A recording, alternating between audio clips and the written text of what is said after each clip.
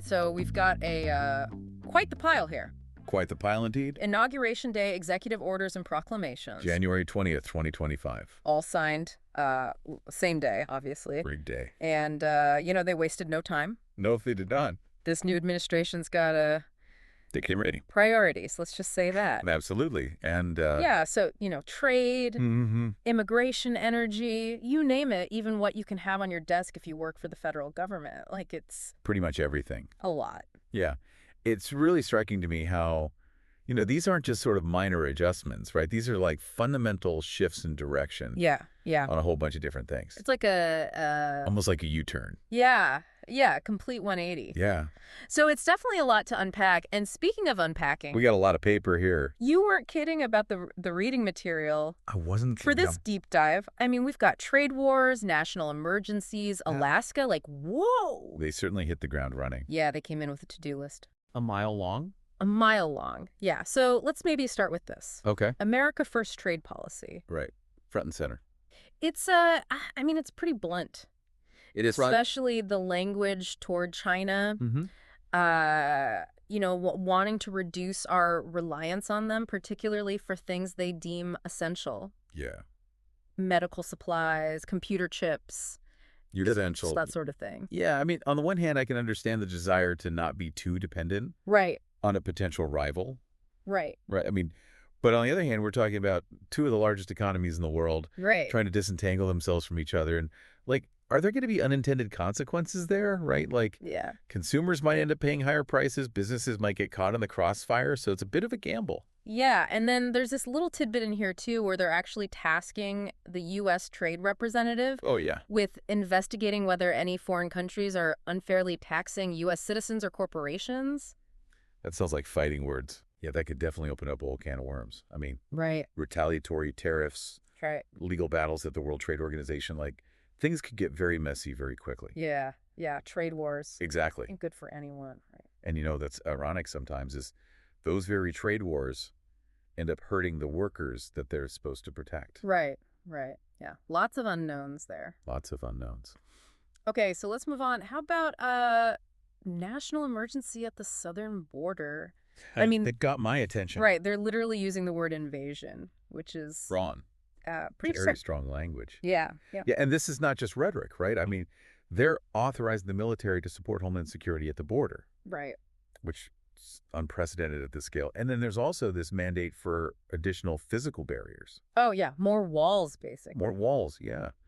Which, again, is going to be hugely controversial and expensive. Hugely, yeah.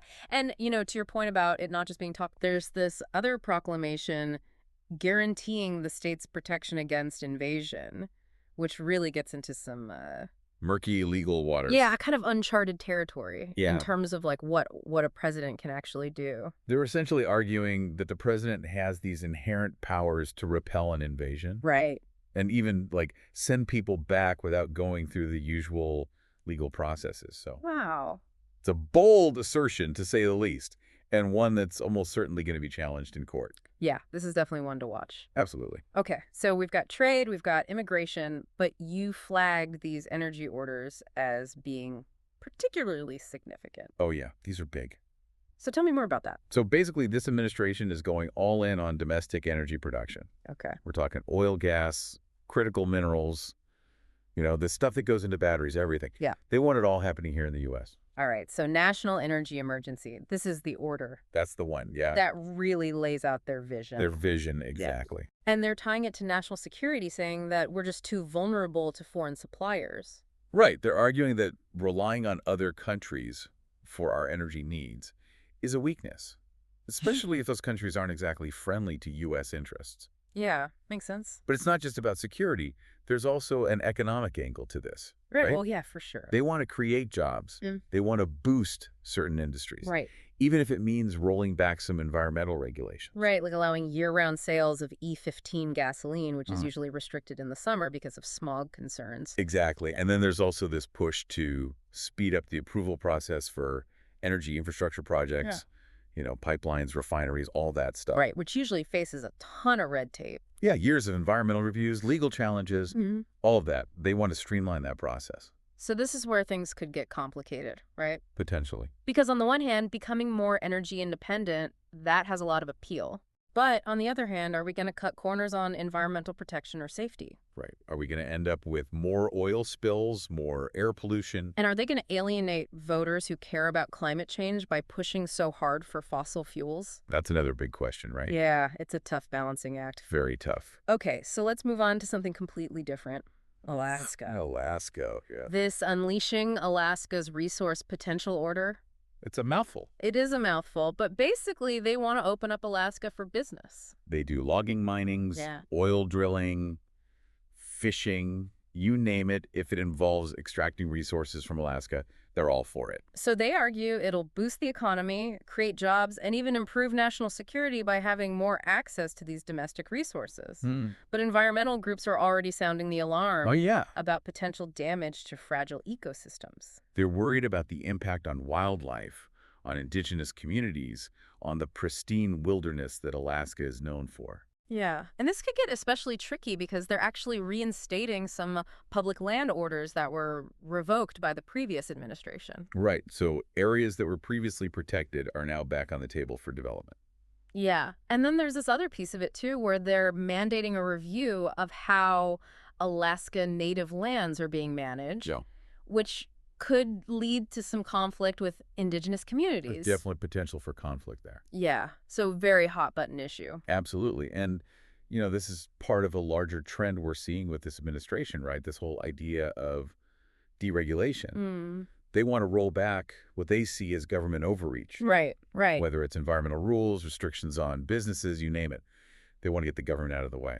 And that leads us nicely into this whole other area that they're tackling, which is the federal government itself. Right, the bureaucracy. Right. So on top of all this, they're also trying to shake things up internally. And the first move, classic move, hiring freeze. Oh, yeah, hiring freeze. No new hires for most federal agencies. Right. Good for the essential stuff. Yeah, like the military, public safety, immigration enforcement. National security, can't forget national security. Of course, national security. But what's interesting is the IRS. Oh, yeah, what about the IRS? They're specifically excluded from the hiring freeze Really? until the Secretary of the Treasury decides it's in the national interest to lift it. Wow.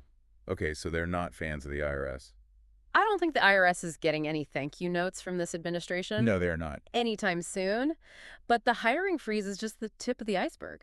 Okay, what else? Because we've got this next order here, initial rescissions of harmful executive orders and actions. And this is basically a giant undo button A giant undo button. for the previous administration's policies. Oh, wow. I mean, they are targeting anything related to diversity, equity, and inclusion. DEI out the window. Open border policies, anything that they consider climate extremism. It's a sweeping. a sweeping attempt to just completely reverse course and go back to what they see as more traditional values. Wow. And then, just to hammer it home even more, they're demanding a review of all government actions taken based on the revoked orders. No, they really want to make sure. Oh, yeah. And then plus they want a list of even more potential rescissions. God. Within 45 days. Oh, my goodness. Talk about a bureaucratic nightmare. Yeah.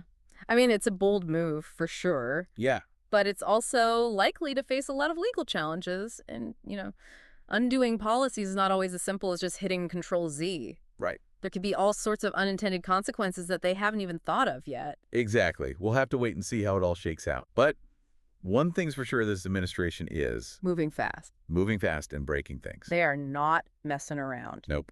All right, so we've only just begun. This is just the beginning. We've got a lot more to dive into. We do. Stay tuned. Buckle up. And they are not stopping. Oh. No, this next batch of orders gets into some really, really contentious territory. Oh, yeah, like this defending women from gender ideology extremism and restoring biological truth to the federal government. Yeah, try saying that 5 times fast. Right? Yeah. Even the title's a mouthful, but basically it's like a direct attack on the whole idea of gender identity. They're mandating that all federal agencies only recognize 2 sexes, male and female, and they're saying it's purely determined by biology. Yeah, this is going to cause some serious waves Oh, yeah. in the LGBTQ plus community and really anyone who supports transgender rights. I mean, this is a huge reversal of policies that have been in place for years.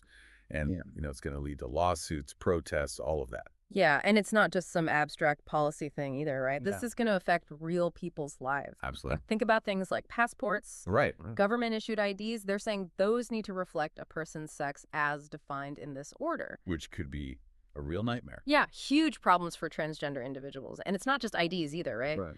Healthcare education, even access to things like bathrooms.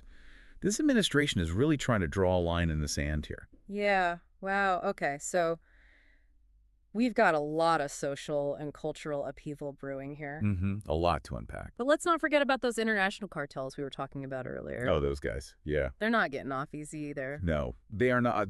Designating cartels and other organizations as foreign terrorist organizations and especially designated global terrorist order is basically setting the stage to hit them with even tougher penalties. Yeah, it's a pretty big escalation. It is, because right now it's mostly about, disrupting their operation, Right. trying to stop drug trafficking, illegal immigration, that sort of thing. But if they actually get slapped with the terrorist label, Right. it opens up a whole new world of possibilities for law enforcement and intelligence agencies. Yeah, think like financial sanctions, asset seizures, even military action in some cases. Exactly. Oh. This is serious stuff. And it's not just limited to cartels south of the border either. They explicitly mention MS-13 and other transnational criminal organizations. Yeah. So this is about going after anyone they deem a threat to national security, Wherever they are. wherever they are. Okay, that makes sense given all this focus on security. Hmm. But it's kind of interesting because on the one hand, they're like really trying to beef up law enforcement, go Right. after the bad guys. But on the other hand, there's this deep distrust of the federal government itself. Oh, yeah, especially law enforcement and intelligence agencies. Yeah, like they're worried about these agencies being weaponized. That's where this ending the weaponization of the federal government order comes in. Right. They're basically accusing previous administrations of using these agencies to target political opponents and silence dissent. Yeah, it's a pretty serious accusation. It is. And they're not just talking about, high-level stuff like spying on politicians or whatever. No.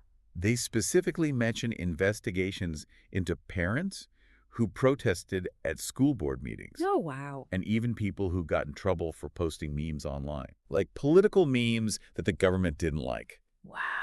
So they're painting this picture of a government that's gone rogue, Yeah. using its power to intimidate ordinary citizens who disagree with them. Right. It's a powerful message, and it's one that's going to resonate with a lot of people who feel like they've been unfairly targeted. Yeah, for sure. So they're promising to clean house, basically. Root out any misconduct, hold people accountable. But at the same time, there's this other memo Okay. that seems pretty routine on the surface, but it actually raised my eyebrows a little bit. Which one's that? The memorandum to resolve the backlog of security clearances for Executive Office of the President personnel. Oh, that sounds pretty boring. I know, right? It sounds like a bureaucratic snoozer. But the way they're going about it is kind of unusual. How so? So normally there's a pretty thorough vetting process for anyone who needs access to classified information. Right. Background checks, interviews, all of that. Exactly. But this memo gives the White House counsel the power to grant interim top secret clearances to a list of people, basically bypassing the usual checks. So they can just skip the line. Pretty much. And they can revoke those clearances just as easily. Interesting. So it basically gives the White House counsel, who's appointed by the president, a lot of control over who gets access to sensitive information. Yeah. And that could be a problem, right? Potentially. If there are concerns about favoritism or political bias, I mean, are they just going to give clearances to their buddies? Exactly. It's definitely something to keep an eye on. For sure. Okay, so we've talked about trade wars, border crackdowns, shaking up the federal workforce, and even redefining gender. What else is on the agenda? Well, how about revisiting birthright citizenship? Oh, wow. This protecting the meaning and value of American citizenship order is, That's a big one. it's a pretty controversial one. Yeah. It aims to exclude children born in the U.S. to parents who are here illegally Okay. or whose legal status is temporary. Wow, so they're really going for it. Yeah. They are. It's been a long-standing goal of some groups to restrict birthright citizenship, but it's never actually been done. It's going to face legal challenges for sure. Oh, yeah. Big time. It'll be interesting to see how it plays out. Yeah, it's a major change to how we define citizenship in this country. Absolutely. Huge implications for immigration policy. And speaking of big changes, let's talk about the environment. Okay, the environment. This putting America first in international environmental agreements order is a pretty clear signal that they're not interested in global climate commitments. Yep. Specifically, they're calling for an immediate withdrawal from the Paris Agreement. which the previous administration had rejoined. Right, exactly. They're Yeah. basically saying America's interests come first, and we're not going to be bound by international agreements that we think are unfair. It's a big departure from the previous administration's approach, for sure. Yeah. And it'll likely draw criticism from environmental groups and other countries who are, committed to fighting climate change. Right. And remember, this is all happening against the backdrop of a national energy emergency, Right. where they're pushing for more domestic oil and gas production. Yeah, so it's kind of a mixed bag, right? Yeah. They're pulling back from global climate efforts while trying to boost domestic energy production. It's a risky strategy. It is. We'll see how it plays out. But hey, speaking of risk, what about refugees? Oh, yeah, refugees. This administration doesn't seem too keen on welcoming them with open arms. Not really. Realigning the United States Refugee Admissions Program order is basically slamming the brakes on refugee resettlement. Yeah, they're citing record levels of migration, saying that the U.S. needs to prioritize its own citizens first. Right. They're arguing that we don't have the resources to take in large numbers of refugees without, compromising our own safety and security. Yeah, it's a tough stance. It is a tough stance. And it's going to have a real impact on people who are fleeing war and persecution. It will, and, it's part of a broader pattern we're seeing with this administration. Yeah. A more restrictive approach to immigration overall. They're focused on securing the border, cracking down on illegal immigration, and making it harder for people to come here, even those seeking asylum. Okay, so it's not just immigration. They're also taking aim at regulations in general. Oh, yeah, the dreaded regulations. This next order, regulatory freeze pending review, is a classic move for an administration that wants to reduce government oversight. Get the government out of the way. Give businesses more freedom. Exactly. It basically puts a freeze on any new federal regulations until they've been reviewed and approved by agency heads who are appointed by the president. So they're stacking the deck a little bit? A little bit, yeah. They argue that the previous administration was too quick to impose regulations and that it stifled economic growth and innovation. Which is a common complaint from the business community. Oh, yeah, for sure. But, sometimes regulations are there for a reason. Of course. Whether it's protecting public health, ensuring workplace safety, safeguarding the environment. Absolutely. It's a balancing act. And it's one that every administration grapples with. But this order definitely tips the scales in favor of deregulation. Yeah, at least in the short term. At least in the short term. Yeah. All right, so we've covered a lot of ground here. We have trade, immigration, energy, the environment, even gender and the role of the federal government. Phew. It's exhausting just thinking about it all. I know, right? But there's one more memo we need to talk about, and it might seem kind of small, but I think it actually reveals a lot about this administration's priorities. Okay, I'm intrigued. Tell me more. It's the return to in-person work memo. Ah, yes, the end of working from home. Exactly. They're basically saying, enough with the Zoom meetings and the sweatpants. It's time to get back to the office. Back to the grind. Back to the grind. It's a pretty clear rejection of this whole trend towards remote work that accelerated during the pandemic. Which a lot of people embraced, let's be honest. Oh, yeah, for sure. But they're arguing that in-person work is essential for collaboration, productivity, accountability, all that good stuff. It's a move that's going to make some people happy and other people very unhappy. Oh, yeah, for sure. But it does align with this administration's overall preference for traditional ways of doing things. Right. You want to go back to the good old days. Exactly. Whether it's gender roles, energy production, or work styles, they seem to be pushing back against what they see as these recent cultural shifts. It's a fascinating dynamic for sure. I mean, they're embracing change in some areas like trade and immigration, but also trying to restore what they see as lost values in others. It is a lot to unpack. It is. And we've only just scratched the surface. We've only just begun. But I think we've hit on some of the key themes that are emerging from these executive orders and proclamations. I think so too. It's clear that national security, economic nationalism, and traditional values are at the forefront of this administration's agenda. Yeah. And they're not afraid to use their executive power to make bold moves. Nope. They're not afraid to shake things up. It's a new era, and it's one that's sure to be full of surprises. Absolutely. Buckle up because it's going to be a wild ride. All right. So we've made it through a whole lot. Yeah. Trade, immigration, energy, gender, the federal workforce, even Alaska. Alaska. Yeah, we went there. It's a lot to process. It really is, and we've got one more order to unpack. Oh, boy. And it's a big one. Literally and figuratively. Both literally and figurative. You're talking securing our borders. That's the one. This is like the blueprint for their whole immigration crackdown. Yeah, it's got everything but the kitchen sink thrown in. Exactly. Yeah. It really is the culmination of everything we've been talking about, right? Yeah. Border security, national security, that whole invasion rhetoric. They are not messing around. More walls, more Border Patrol agents, stricter enforcement of immigration laws, detention of undocumented immigrants they even want to bring back remain in Mexico. Yeah, it's a very aggressive approach. And remember, this is on top of that national emergency declaration at the border. Right, which gives them even more leeway to take action. And they're going after those catch and release policies, too. Oh yeah, the ones they claim have made it too easy for people to stay in the country illegally. Exactly. And get this, they want to eliminate the use of the CBP One app, Really? which has been used to process asylum claims and schedule appointments at ports of entry. Wow. They're also cracking down on certain parole programs that allow people to enter the country for humanitarian reasons. So they're really trying to close off all avenues. Yeah, they want to make it much harder to enter the U.S. without authorization, and they're pretty much using every tool at their disposal to do it. It's a pretty clear message. Yeah, it is. So after going through all of this, it's pretty clear what this administration's top priorities are. Yeah, lay it on me. National security, economic independence, and a return to what they see as traditional values. Absolutely.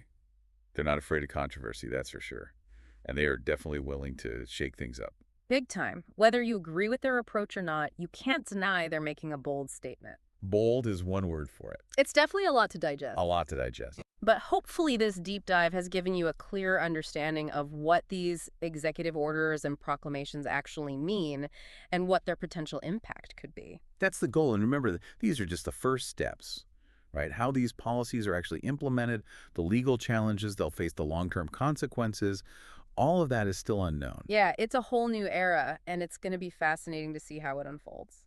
Speaking of unfolding and the future, what are your thoughts on how the U.S.'s relationship with the rest of the world is going to change, given all of this?